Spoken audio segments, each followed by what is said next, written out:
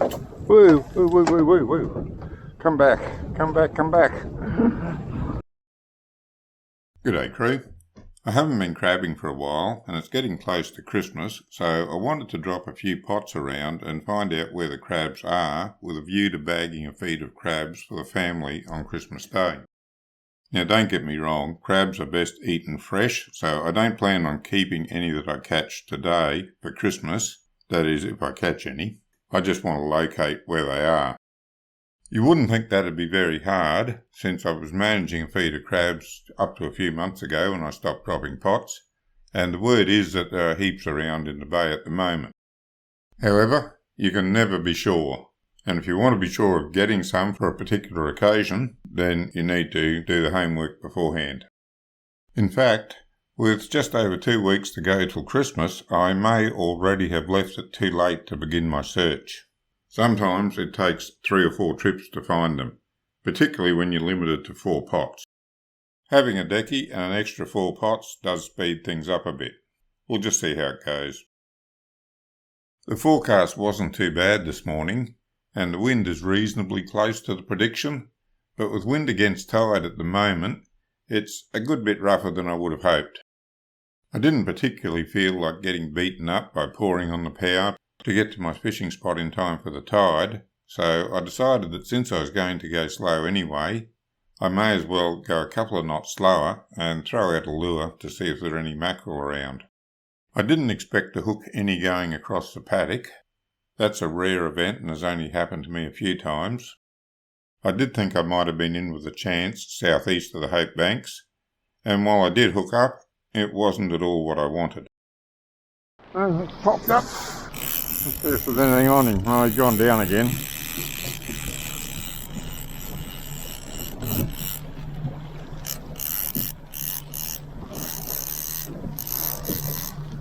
Oh yeah, I think we have got something.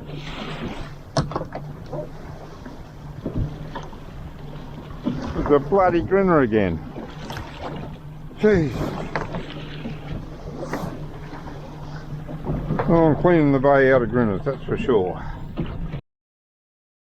The first spot I was going to check out was Harries, and the first order of business once I arrived was to look for some live bait. As you can see on the sounder, I came across a school of what looked like bait, with maybe a predator or two hanging around, so I broke out the Sabiki rod and got to work.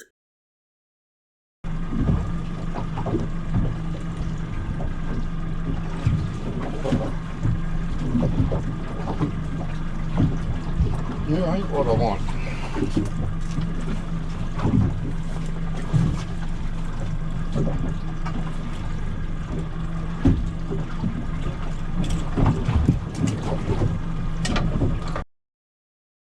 I expect you've all heard that saying, all that glitters is not gold. Well, it's also true that what looks like a bait school on the sounder isn't necessarily a school of bait. In this case, it was a school of small squire, baby snapper to the younger ones amongst you. After pulling up 4 or 5 of them on the Sabiki and letting them go, I had a look around to see if I could find another school that might have been bait. I didn't find any, so I decided it was time to get some of my backup bait out of the esky and let it start to thaw out. It's important to keep your backup bait in the best possible condition, because that's what it is, it's backup bait. That might be all you have to use. I try to keep mine as frozen as possible. Since I don't have a freezer on board or even a refrigerator, that means lots and lots of ice in the esky. Usually, on a day trip, what I don't use is still frozen enough to put back in the freezer for the next time. On a 2-day trip, it's often the same, depending on how often I have to open the esky. It's much cheaper to fish if you can get a few trips out of your backup bait. Never throw out your old bait. Keep it for burley when it starts to get too soft to make good bait. In a pinch, I've even caught fish on older bait that I've relegated to the role of burley, just because I ran out of anything else. I think this fellow was having a tough fishing day as well. He needed to come and land on the boat to have a bit of a rest while he regrouped for another attempt. Friendly little fellow though. Okay. Very quiet day today. I'll move and try another spot. I have one more drift here and then I'll go somewhere else. You can follow me if you think I might know more than you do, but I doubt it. With no action happening, I decided that I'd try a drift to see if covering a bit of ground helped. I did find another school of fish while I was drifting. It didn't look all that exciting on the sounder, but I did manage another small squire out of it on the Sabiki. One thing I did manage to do while I was on this drift was to capture the movement of the Sabiki on the sounder. The low frequency beam captured the motion better because of its wider cone angle, stuff I've explained in my current series on sonars. As you can see, I use a fairly slow jigging motion, lifting the rod a little bit over a metre before letting it sink back down. That seems to work best for me. I eventually concluded that there wasn't much at Harries, and what was there wasn't hungry. So I headed over to the foul ground to try my luck there, like I did last time. I got a much better show on my arrival there than I had been getting at Harries, so it looked promising. You'll notice that the fish aren't showing as well on the 3D view. That's because I've set the sensitivity on the 3D view so that it only shows me the strongest return signals as fish. That just gives me another data point to use to assess the fish in the area. Whatever I see on the 3D screen as fish are either bigger fish or a very concentrated school of bait, or perhaps a very concentrated school of fish. You can also see that the fish displayed in the low frequency panel are quite different from the high frequency panel. I think I've explained that fairly well in my sonar series. If you're interested, go and have a look at that. I generally like to drift the foul ground, so I set up my first drift to take me over the school of fish that I sounded on the way in. I'd barely started that drift when I passed over a concentration of bait. You can see how concentrated it was on the 3D screen. It even fooled the sounder into thinking there was a little bump on the bottom. I always find it quite encouraging to see some bait scattered around and also what looked like a few predators amongst it. My baits should have gone right over that school, but I didn't hook up. I decided that the drift was quite fast, and with the baits I was using, quite big baits, the drag through the water was causing them to lift too far off the bottom, so more lead was needed. I'm going to need to get a little bit more serious about weight on this, because our drift is very fast. I'll put a 6 on that other one, I think. And I'll take the 4 off and put it on the cuttlefish. Because it's a fairly big bait. I think it'll drag and the water will lift it off the bottom too far.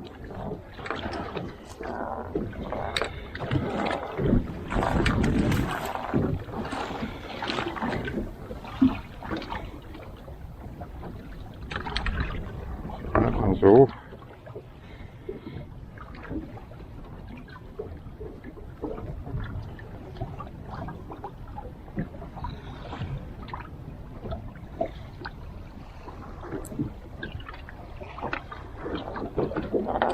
That one's on. Oops, daisy.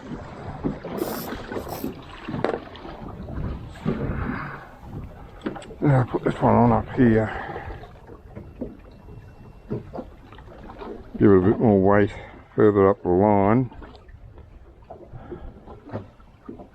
See how that goes. Every time I moved, I was seeing shows of fish, although nothing seemed to be overly interested in my bait, and I still hadn't managed to get any live bait. The drift was just too fast for successful jigging, and I hadn't packed my drag chute for this trip. In hindsight, I could have used the Minn Kota to slow the drift, but I was too relaxed and enjoying the time on the water to think about that. As I've said before, perseverance pays. When you can see fish on the sounder, it's not like you're living in blind hope. It's more a matter of figuring out how to get them to bite. That may not always be possible, but it's always worth a shot when you can see them.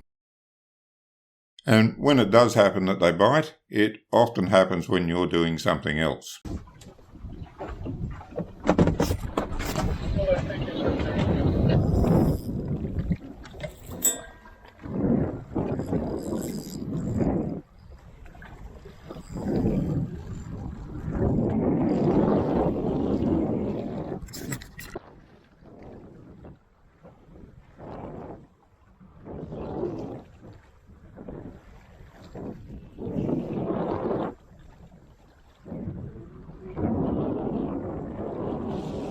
This time I got the net ready.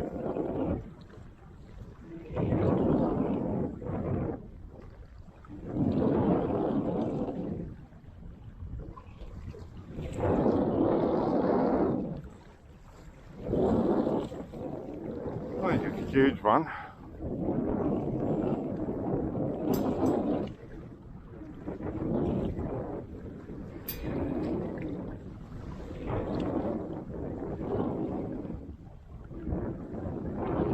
Oh, not bad. Definitely a keeper.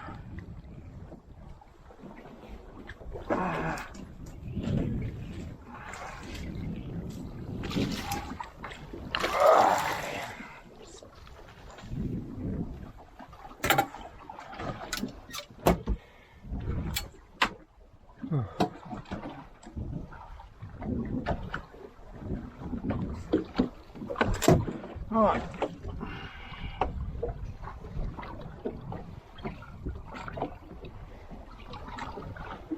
I did like Mr. Bates' fillies. Since I couldn't get any live ones, that's what I'm using. Now get yourself out of there. Sit still for me. Alright, let's give you a measure. See what you're going to go. You are 47. Alright, you'll do. I keep harping on this, but it is important to treat your fish properly if you're going to take it home for a feed. First and foremost, kill the fish humanely. Don't just leave it to die by itself. Not only is it inhumane, but it damages the flesh and it doesn't taste as good. Using an icky spike or a knife directly into its brain to kill it is the most humane way to dispatch it. You know you have the right spot when the tail kicks. I always move the spike around to make sure the brain is addled, and that will cause the tail to flick a bit more, but the fish is well and truly dead when the spike enters the brain.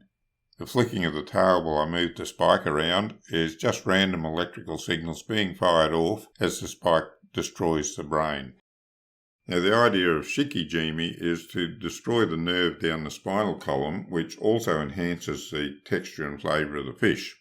But on small fish you can't do that, so that's why I addle the brain instead, hoping that that kills all the electrical impulses from the brain and hopefully enhances the texture and flavour of the fish anyway, even though I can't shikijimi it. Next, cut it straight and let it bleed out. I've eaten fish both ways, and I definitely prefer larger fish that have been bled. Smaller fish, like whiting, I don't bother bleeding. That doesn't seem to make any difference to them. It's only 47 centimetres, but that's big enough to be worth filleting, so he's going to come home with me. Nice little snapper. I was hoping for something a bit bigger, but never mind, he'll do.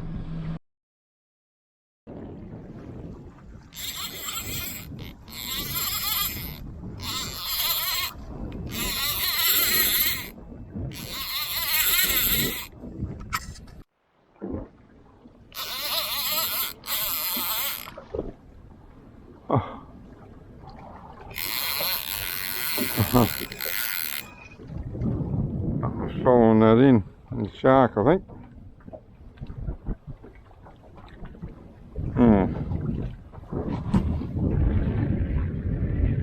Oh, still worth putting him back out again.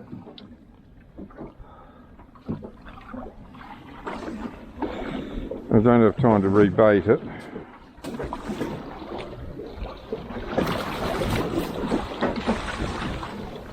I'll just put him through like that. Get him back out before the drift over.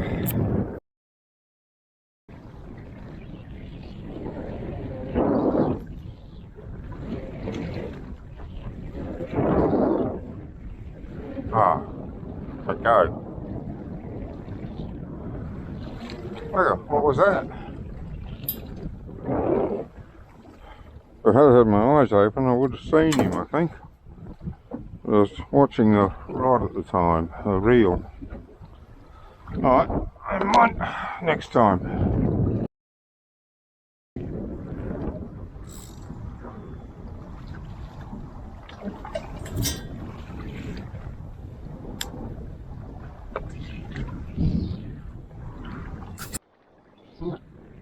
I got something on this. Yep, definitely got something.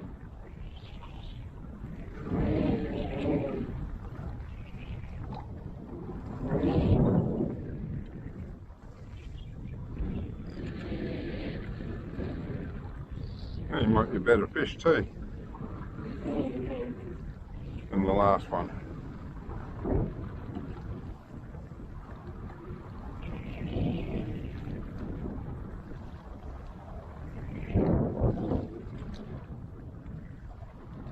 He seems to have given up the fight. Oh, I'm getting a bit excited now. What is he? Oh my goodness grace! Wow, my wife will be happy. Woo, woo, woo, woo, woo, woo. Come back, come back, come back.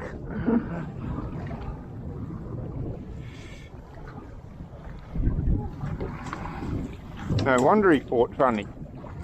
Woo-hoo-hoo-hoo. Yeah, my wife loves flathead. So there we go, she got one.